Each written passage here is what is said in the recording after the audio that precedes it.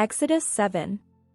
Then the Lord said to Moses, "See, I have made you like God to Pharaoh, and your brother Aaron will be your prophet.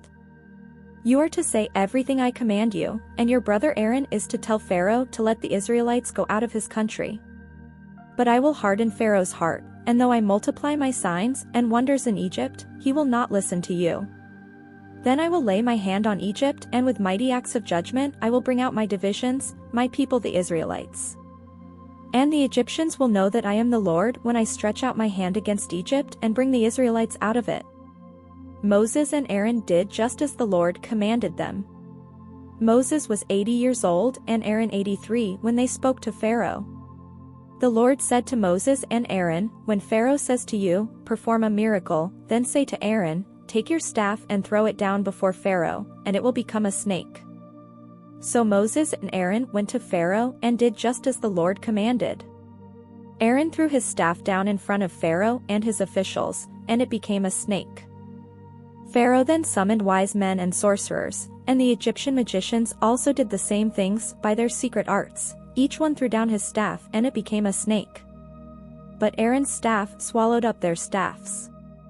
Yet Pharaoh's heart became hard and he would not listen to them, just as the Lord had said. Then the Lord said to Moses, "Pharaoh's heart is unyielding, he refuses to let the people go. Go to Pharaoh in the morning as he goes out to the river.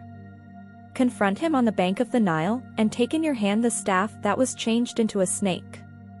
Then say to him, 'The Lord, the God of the Hebrews, has sent me to say to you, let my people go, so that they may worship me in the wilderness.'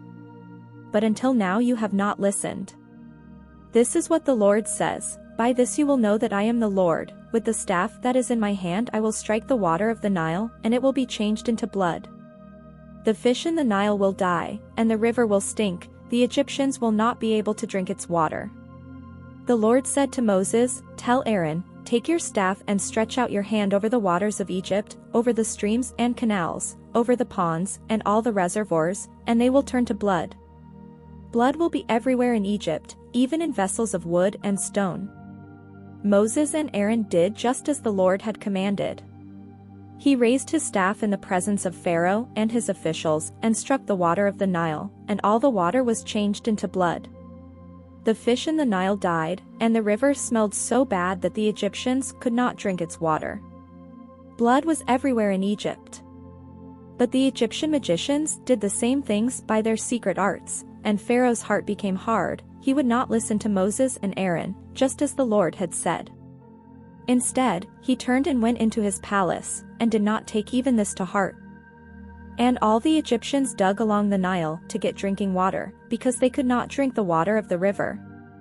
7 days passed after the Lord struck the Nile.